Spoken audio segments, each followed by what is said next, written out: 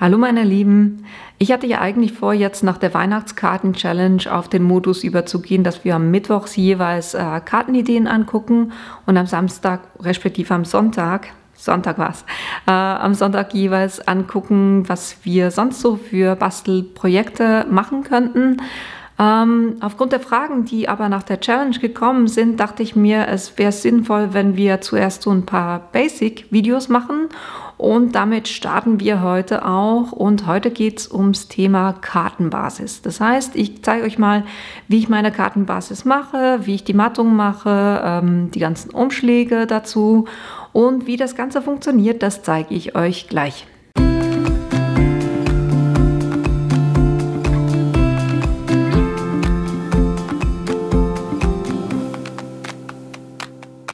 Kommen wir als erstes mal zum Thema Papier.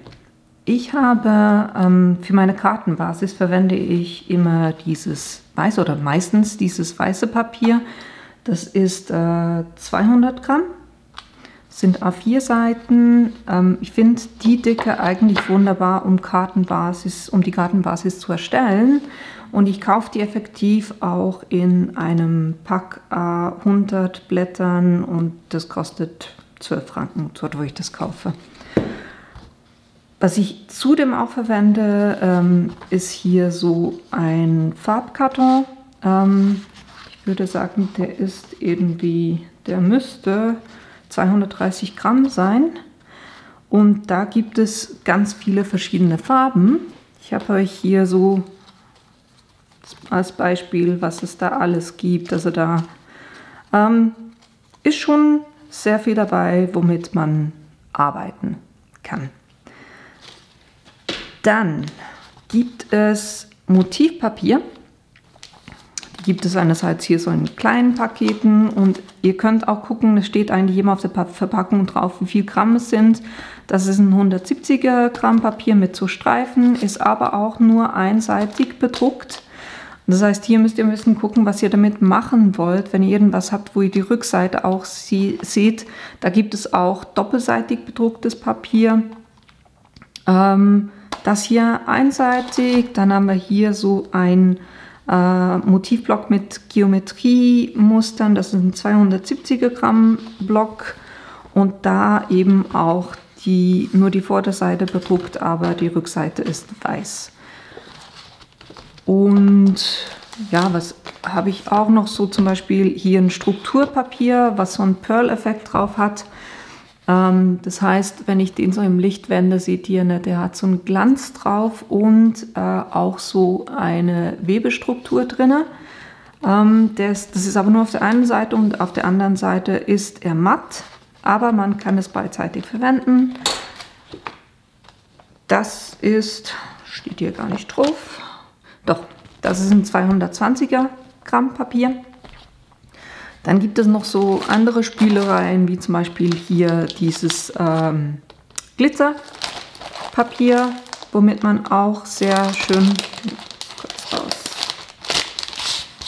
womit man hier auch sehr schön arbeiten kann. Das ist jetzt ein 300 Gramm Cardstock, also der ist schon sehr robust.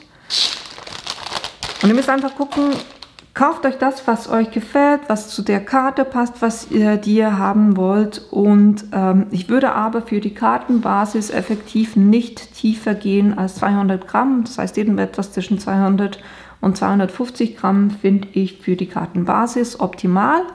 Alles, was ihr dann mattet, das heißt, alles, was ihr drauf aufbaut, dort könnt ihr auch ein bisschen dünner gehen, je nachdem, ob ihr es direkt auf die Karte klebt oder ob es dann allein steht oder so ein bisschen erhoben ist und dann müsste es wieder ein bisschen gewichtiger sein. Also da guckt euch ein bisschen an, was euch gefällt. Was ich noch vergessen hatte zu sagen, es gibt natürlich auch Patterns, die ihr im Internet bestellen oder kaufen könnt und herunterladen könnt und da könnt ihr dann ein ganz normales Papier damit bedrucken. Hier zum Beispiel Halloween. Ich hatte in der Schweiz ist es nicht, oder haben hier dieses Halloween-Fieber nicht so groß. Und da gibt es jetzt auch nicht wirklich Großdesignpapier zu kaufen mit dem Halloween-Motiv. Und da dachte ich mir, okay, dann lade ich mir einfach ein Pattern runter und drucke das Papier selber. Auch eine Möglichkeit. Kommen wir zu der Größe der Karte. Ich für mich verwende ein A6-Format für die meisten Karten und habe dann aber auch noch quadratische Karten, die sind dann 13 x 13. Ich zeige euch kurz dann, wie ich das schneide. Verwenden hierzu tue ich für die Basiskarte meistens einen Hebelschneider und das Falzbrett oder Schneider- und Falzbrett, um die Karte zu falzen, weil ihr kriegt eine viel schönere Kante hin, wenn ihr das vorher falzt und nicht einfach versucht, die Karte in der Hälfte umzulegen und dann mit den Fingern das irgendwie hinzukriegen. Ist wirklich schöner, wenn ihr eine Falzlinie vorher habt. Was ihr natürlich auch machen könnt, anstatt die Karten selber zu machen, ihr könnt also schon fertige Karten kaufen oder fertige Kartenbasis kaufen und da müsst ihr dann halt einfach gucken, was euch gefällt. Ihr spart ein bisschen Zeit damit. Ich finde es aber gerade vom Kostenaspekt her, ist es für mich besser, wenn ich eben diesen Cardstock kaufe und dann die Karten selber mache. Kommen wir zum ersten Format. Da nehme ich das A4-Blatt, was 21 cm x 29, was sind es? 7 cm sind. Das lege ich so in die Schneidemaschine und lege es hier oben bei, das kurz noch ein bisschen ins Bild, damit ihr das auch seht. Hier 14,8 cm.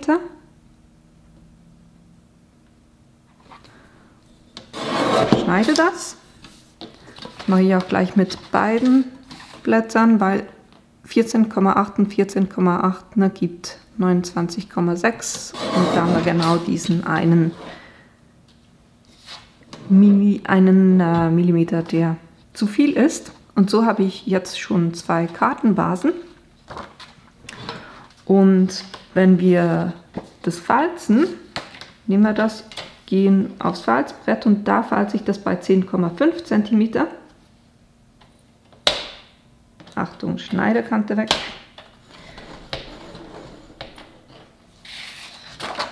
Das auch kurz bei beiden.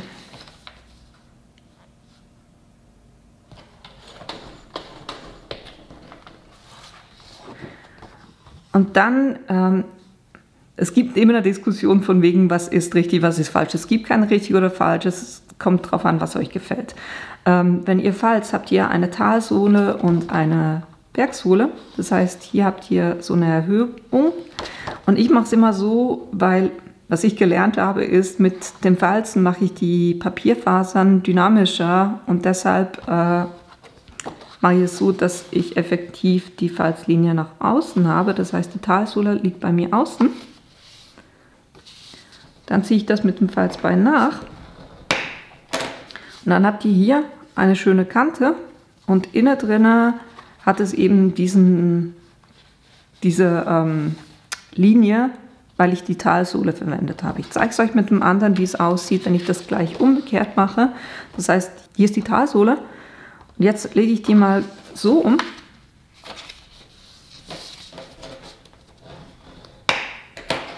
Das heißt auch hier eine schöne Kante und innen drin habt ihr, dann ist es so ein bisschen zusammengepresst.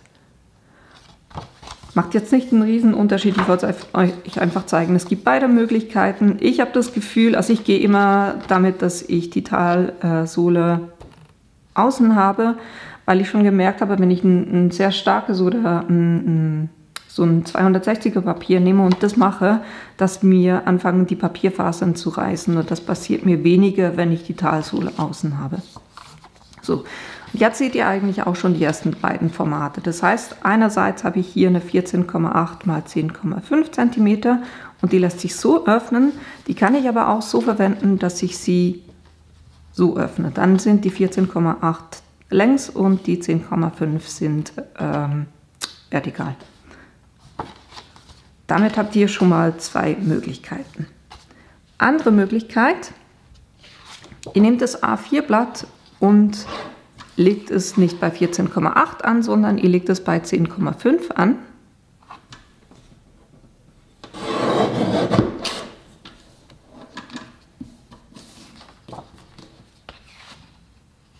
Dann habt ihr das Thema, also ihr habt A2 mal die 10,5, die passgenau sind. Aber das ist jetzt unten einen Millimeter zu lang. Das heißt, wenn ihr das jetzt falzen würdet, dann wäre die Karte länger. Deshalb müssen wir das hier noch kurz zurechtschneiden, dass wir wirklich die 29,6, ne, das sind 2 mal 14,8. Ihr seht es wirklich extrem wenig. Aber das macht es halt dann gleich aus, dass die Karte nicht gerade aufeinander liegt.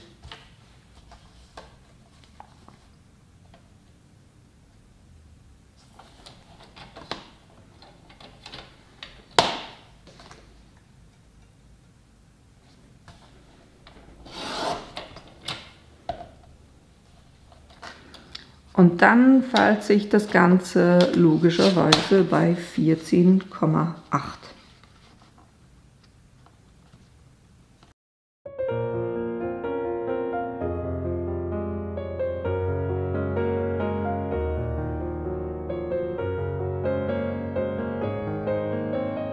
Wenn ihr jetzt euch fragt, warum ich einerseits mit der Hebelmaschine arbeite und andererseits mit dem Schneide- und Falzbrett, es ist ganz einfach so, dass ich schönere Kanten hinkriege mit der Hebelschneidermaschine. Ihr seht es hier zum Beispiel, ne? Das Papier ist so ein kleines bisschen ausgerissen, das heißt, ich müsste diese Klinge müsste ich austauschen und bei der Menge, die ich mache, muss ich die relativ fleißig austauschen und deshalb mache ich es wirklich so, dass ich für Schneiden den Hebelschneider verwende. Aber wir sind bei den Kartenformaten und hier wieder dasselbe Prinzip. Jetzt habt ihr die 14,8 längs und die 10,5 Höhe, aber die Karte lässt sich so öffnen. Oder ihr könnt es so nehmen, die 14,8 längs, die 10,5 breit und dann lässt sie sich nach oben oder je nachdem, ihr könnt auch spielen, ihr könnt es auch nach unten öffnen. Das heißt, hier mit den beiden Schneidearten haben wir 4 verschiedene Varianten und das Schöne ist halt, ihr habt bei einer A4-Seite extrem wenig Verschnitt. Das heißt, ihr könnt wunderbar aus einer A4-Seite immer 2 Kartenbasis machen. Die dritte Variante, was ich gesagt hatte, die 13 cm, da gehe ich effektiv hin und schneide das A4-Blatt bei 13 cm. Das kurz auch noch auf 23 und 23, 13 und 13 gibt 26, das heißt, ich lege es hier oben bei 26 an.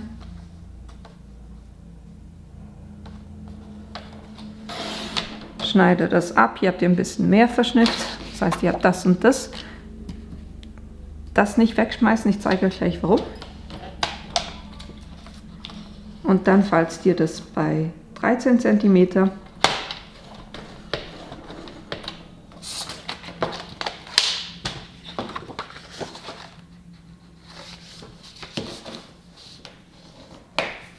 Und dann habt ihr wunderbar eine quadratische Karte, die 13 x 13 cm ist. Die könnt ihr seitlich öffnen oder dann eben auch nach oben. Das sind so meine 3 Standardgrößen, die ich verwende. Ich sage nicht, dass es gibt kein richtig und falsch, echt, da macht jeder das, was ihm am besten gefällt. Ich sage einfach, es geht euch einfacher, wenn ihr euch mal auf ein Format festlegt, weil dann fällt euch die Berechnung, die ihr jeweils machen müsst, für das, was draufkommt, wesentlich einfacher und müsst eigentlich gar nicht mehr groß überlegen. Warum habe ich gesagt, diesen Teil nicht wegschmeißen? Ich habe eine Kiste, wo ich alles reinschmeiße, was Papieranschnitte sind und von Zeit zu Zeit gehe ich dann hin, das mache ich meistens vor dem Fernseher und mache solche Minicards, weil daraus kann man wunderbar Minicards schneiden. Das hier zum Beispiel ist eine 8 x 8 cm, das heißt, ich habe 8 cm mal 16 cm geschnitten und das in der Mitte bei 8 cm gefalzt. Und dann kriegt man hier wunderbar solche Mini-Cards. Oder noch extremer, das ist dann lustig für so Labels, um etwas an ein Geschenk anzuhängen, sind diese, ich nenne sie Microcards. Da sind wir bei 9 cm mal 4,5 cm und dann bei 4,5 cm gefalzt. Und so kriege ich hier eine quadratische Karte, die je 4,5 cm ist, wo ich dann jeweils so was Kleines drauf mache.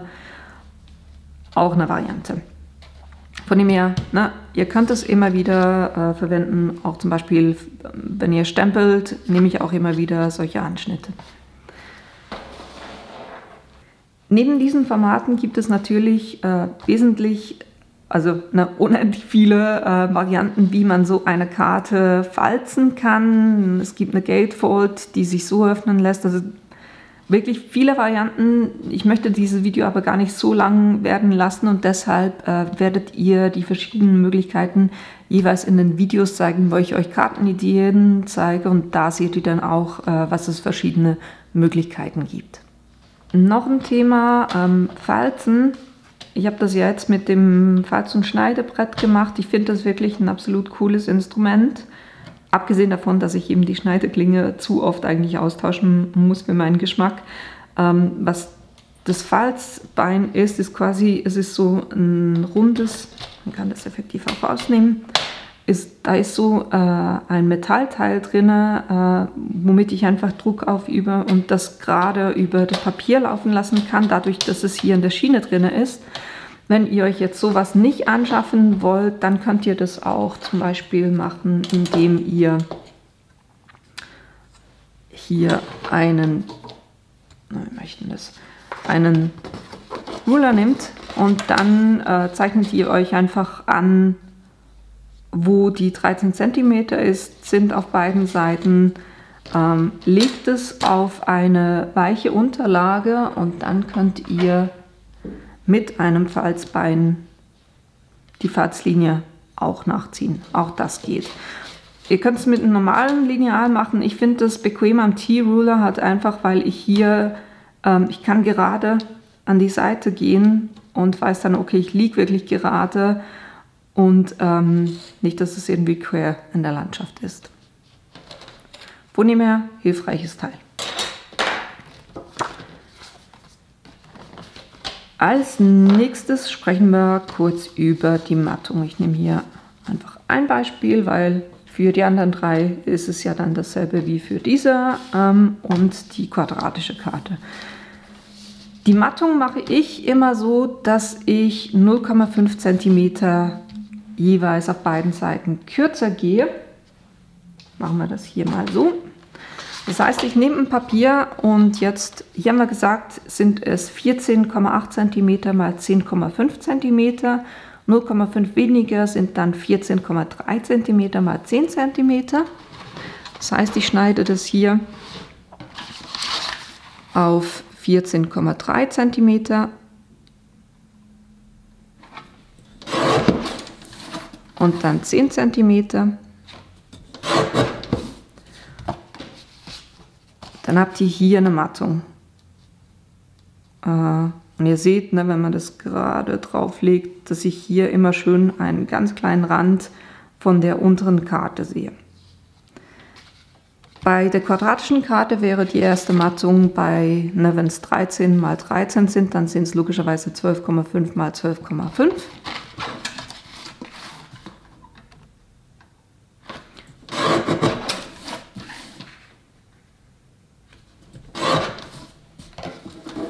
Dann haben wir hier ebenso diese Mattung. Die zweite Mattung, da gehe ich einfach in einem 0,5 cm Schritt weiter. Das heißt, wir waren jetzt bei 14,3 cm mal 10 cm. Das heißt, jetzt gehen wir auf 13,8 cm mal 9,5 cm. Ich schneide hier somit zuerst die 9,5 cm und dann die 13,8 cm. Und dann haben wir hier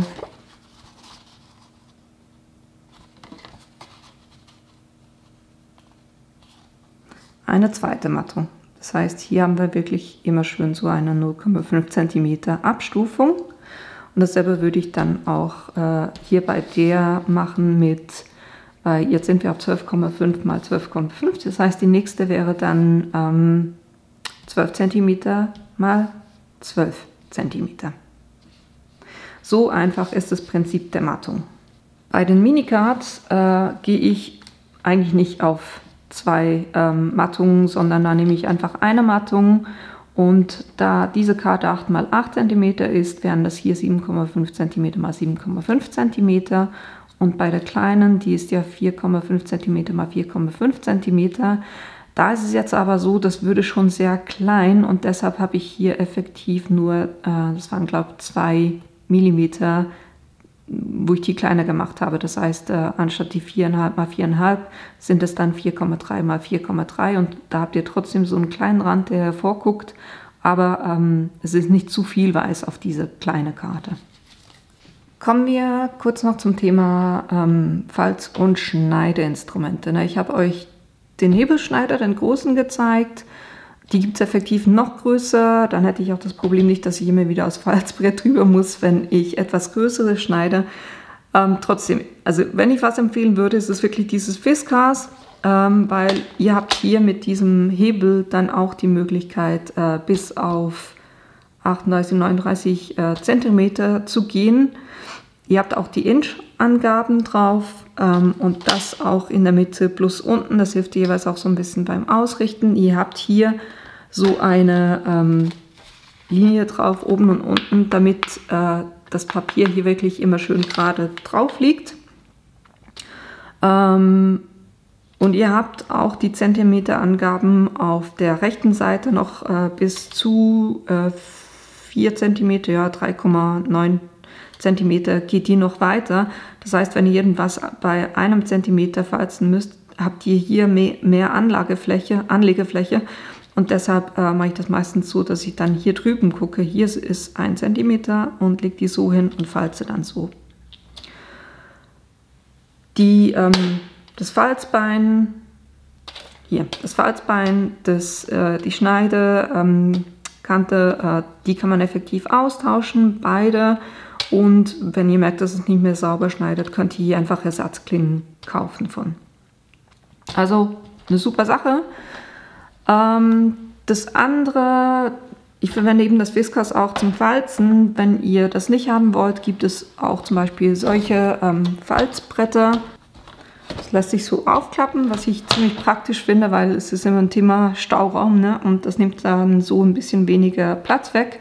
Das ist von Athos. Und hier habt ihr einerseits hier unten die Zentimeterangaben und oben dann die Inch-Angaben. Ihr könnt es einerseits zum Schneiden brauchen, aber auch zum Falzen. Das Falzen ist so, dass ihr das Blatt halt einfach dahin anlegt, wo ihr falzen wollt. Dann habt ihr eben 9 cm. Und jetzt seht ihr auch die Schwierigkeit, ne? Wenn ich hier falze, dann lande ich nicht auf den 9 cm. Wenn ich hier falze, lande ich auch nicht auf den 9 cm, sondern hier bei 9,2 und hier bei 8,8. Das heißt, ich finde es für Zentimeterangaben super optimal. Es ist eigentlich ausgelegt auf die Inch-Angaben. Das heißt, hier oben wunderbar eine 2 Inch, 2,1 Inch, 2,1 Inch, 2,3 Inch und so weiter. Von dem her, das Brett ist eher eigentlich für die amerikanischen Maße oder für die Inch-Angaben halt einfach ausgelegt. Das eine ist, wenn ihr falzen habt, könnt ihr dieses Element hier so einlegen, dass ihr hier eine Anlegestelle habt. Aber man kann es dann auch ausnehmen und umdrehen. Wieder reinlegen. Und dann habt ihr effektiv die Ausbuchtung, um dann auch Papier zu schneiden. Also hier auch ein Tool, was ihr für verschiedene Sachen verwenden könnt. Das ist das eine. Und das andere, was ich halt beim Basteln, ich hab gesehen, ich habe den großen Hebelschneider, aber der nimmt halt schon sehr viel Platz weg. Und wenn ich am Basteln bin, habe ich meistens auf dem Tisch selber, auf meinem Basteltisch selber, habe ich den kleinen, weil damit kann ich eigentlich alles auch mit diesem Hebelschneider schneiden bis zu, er geht 13,3 cm. Weiter geht er leider nicht, aber gerade so, wenn ich Mattungen schneide oder so, reicht es in der Regel aus. Oder kleinere Sachen. Also der ist bei mir eigentlich immer auf dem Tisch. Auch hier Zentimeterangaben plus die Inch-Angaben und das oben in der Mitte und unten. Und der schneidet echt wirklich super. Das waren so die verschiedenen Schneideinstrumente. Ich wollte euch also ich habe das alles selber gekauft, da ist nichts gesponsert. Ne? Ich wollte euch einfach die Möglichkeiten zeigen, weil ich habe ganz am Anfang effektiv 3 verschiedene Schneidebretter gekauft, bis ich das gefunden habe, was für mich wirklich auch gepasst hat. Und deshalb wollte ich euch mal die Möglichkeiten zeigen. Nächstes Thema, Umschläge. Ihr könnt, wenn ihr die Kartenbasis kauft oder auch wenn ihr die Kartenbasis selber macht, könnt ihr ja die Umschläge kaufen, wenn ihr ein Maß verwendet, was gängig ist. Ich mache die Umschläge effektiv selber und zwar verwende ich hier das Envelope Punchboard. Ihr habt einerseits die Inch-Angaben auf dem Brett drauf, was ihr braucht, um einen Umschlag zu machen. Und es gibt aber auch extrem viele Online-Tools. Ne? Ihr habt Online-Seiten, ich werde euch die unten verlinken. Und es gibt aber auch App-Rechner, also Apps sogar, wo ihr einen Rechner drauf habt für einerseits die Umschläge, aber ihr könnt damit auch Geschenkboxen machen und auch da findet ihr die Rechner im Netz. Also das ist wirklich eine super Sache, kostet glaube ich irgendwie an die 25 Franken. Nicht eine große Investition, aber es ist effektiv, das ist bei mir im Dauereinsatz. Ich verwende das echt viel. Ihr habt auf dem Brett selber, habt ihr hier oben Zentimeterangaben und aber auch die Inch-Angaben, also je nachdem, wie ihr arbeitet, ob ihr mit Zentimeter arbeitet oder mit Inch. Für die Umschläge selber verwende ich ein ganz einfaches Papier, das sind so ein A4-Papier, was 120 Gramm ist und da gibt es Packungen, zum Beispiel bei der Mikro, wo 250 Stück drin sind und das hat eigentlich eine schöne Stärke, um hier auch einen Umschlag zu machen. Ich zeige euch kurz die 2 Varianten für die 14,8 cm x 10,5 cm Karte plus dann auch noch die quadratische Karte, welche 13 x 13 cm ist. Für den ersten länglichen Umschlag, für diese 14,8 x 10,5 Karte, da braucht ihr ein Stück Papier und jetzt wechsle ich auf die Inch-Angaben, weil es einfacher geht, hier mit dem Brett. Das Papier ist 8,1 Inch mal 8,1 Inch. Und da müsst ihr das erste Mal stanzen und die Falzlinie ziehen bei 3,5. Nur kurz zum Falzlinien ziehen, ihr könnt beides verwenden. Ne? Ihr könnt hier dieses Falzbein verwenden oder auch den Falzstift. Ich gehe jetzt mal mit dem Falzbein. Und da gehe ich jetzt hin und lege das bei 3,5 Inch hier oben an. Also das heißt, die Ecke des Papiers ist hier oben bei 3,5 Inch.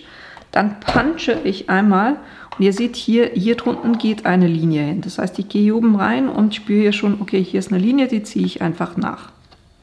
Dann drehe ich das Blatt und lege die Linie, die ich gerade gemacht habe, ich lege das Blatt oben hier an und dann gucke ich, dass diese Nase, die hier ist, dass die genau auf der Linie liegt, die ich vorhin gezogen habe. Und punche wieder, ziehe die Linie, dasselbe einmal umdrehen, wieder hier auf diese Linie legen, punchen, Falzlinie nachziehen und noch das letzte Mal auch wieder Nase auf die Linie, punchen, Falzlinie nachziehen.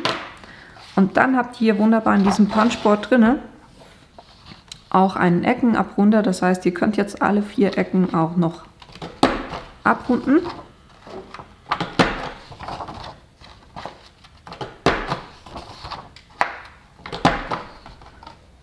Und dann war es eigentlich auch schon mit dem Punchboard für diesen Umschlag. Dann legt ihr einfach die Falzlinien um, zieht die kurz mit dem Falzbein nach.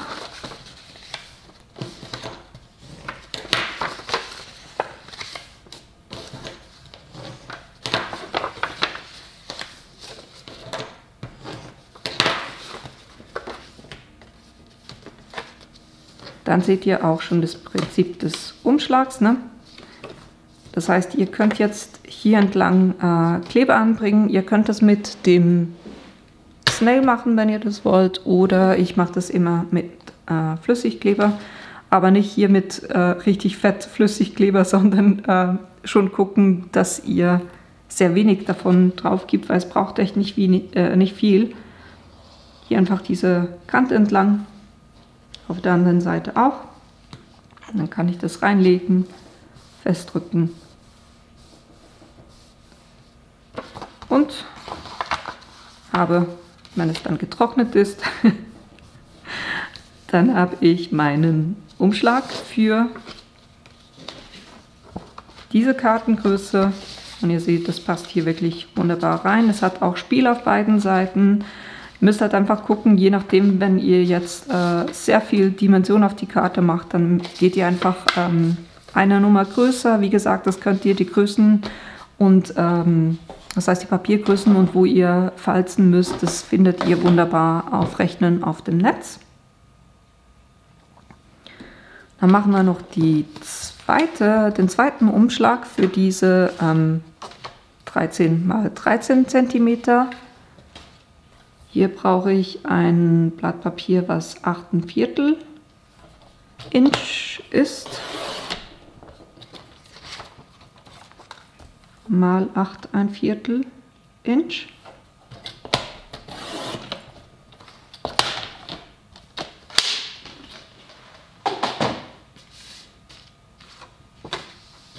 Und dann ist es für diesen Umschlag, habe ich das erste Mal Stanzen oder Falzen bei 4¼ Inch.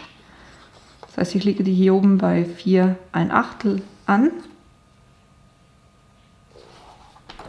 Stanzen, Falzlinie ziehen und dann wie beim vorherigen Umschlag auch wieder direkt diese Nase auf die Falzlinie und das ringsherum.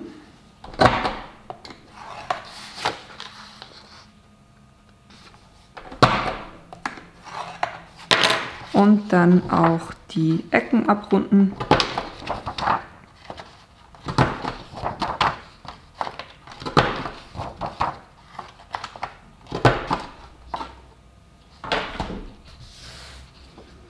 Dann die Falzlinien nachziehen.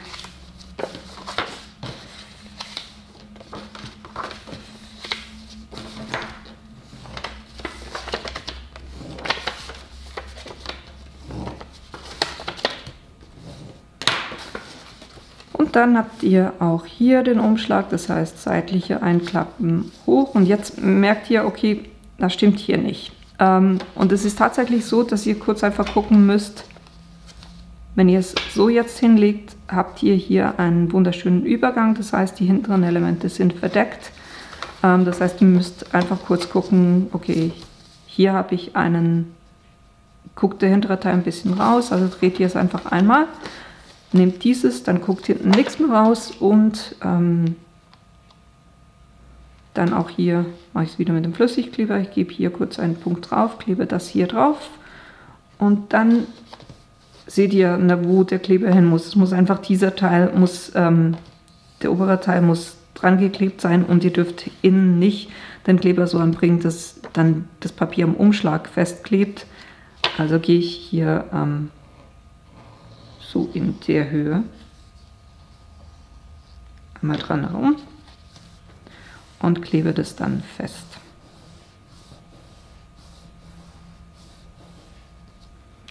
Und dann habt ihr wunderbar einen Umschlag für eine quadratische Karte.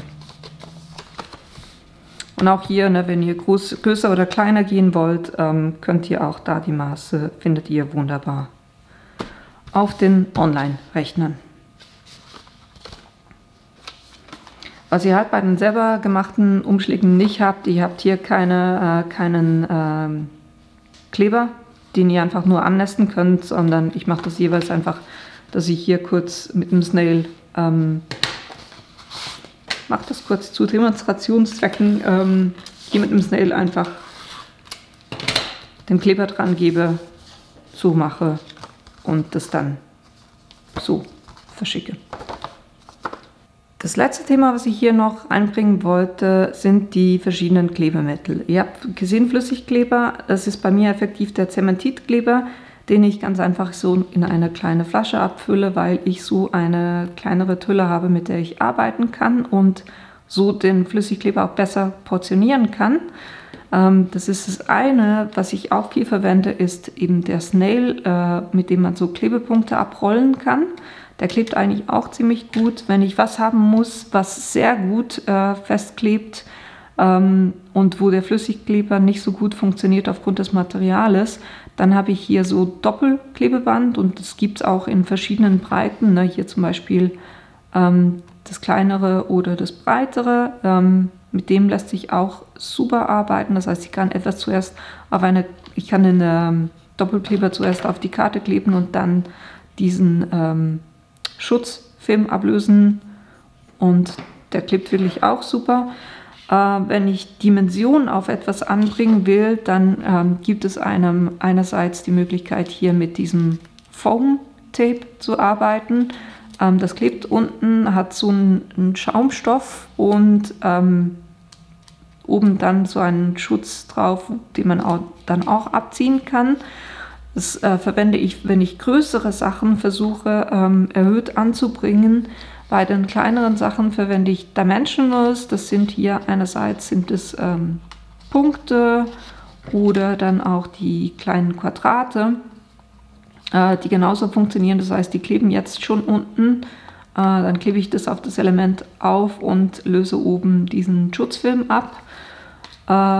Das sind Möglichkeiten, Sachen aufzukleben und die gibt es auch in verschiedenen Formen. Das heißt nicht nur diese Minis, sondern es gibt dann auch größere Quadrate. Da könnt ihr ein bisschen gucken. Ich stelle euch auch die Links rein. Dann, was auch noch was Praktisches ist, sind Glue Dots.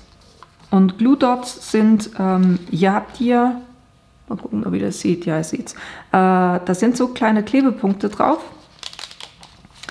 Und da mache ich das effektiv so, wenn ich irgendetwas ankleben will, dass ich mit dem Element drauf gehe, so den Klebepunkt ablöse. Der ist jetzt auf dem Papier drauf und jetzt könnte ich das irgendwo anders einfach draufkleben und das hält dann einigermaßen.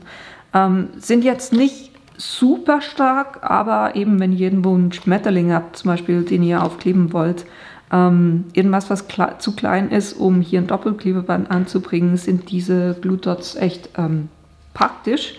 Es gibt dann auch noch größere Glue Dots, das sind hier von Adhesive Dots von Scrapbook Adhesives. Da sind 300 Stück auf einer Rolle, die sind 8 mm und ihr seht, da kommt einer raus und die haben dann diese Größe. Das heißt, hier ist eine Schutzfolie drauf, die kann ich ablösen und dann das Ganze auf das Papier oder das Element kleben, wo ich das drauf haben will. Das sind so die gängigsten Klebemittel, die ich verwende. Und das war eigentlich auch schon alles, was ich euch zu dem Thema Kartenbasis erzählen wollte. Ich hoffe, euch hat das Video gefallen und die Informationen waren hilfreich. Die ganzen Materialien, die ich verwendet habe, die habe ich euch unten in die Links reingestellt. Und wenn ihr meinen Kanal bis jetzt noch nicht abonniert habt, dann tut das bitte, weil das hilft mir tatsächlich auch. Und wenn ihr keines meiner Videos verpassen wollt, dann klickt auch auf das Glöckchen unten. Und wir sehen uns hoffentlich in einer meiner nächsten Videos wieder. Bis bald!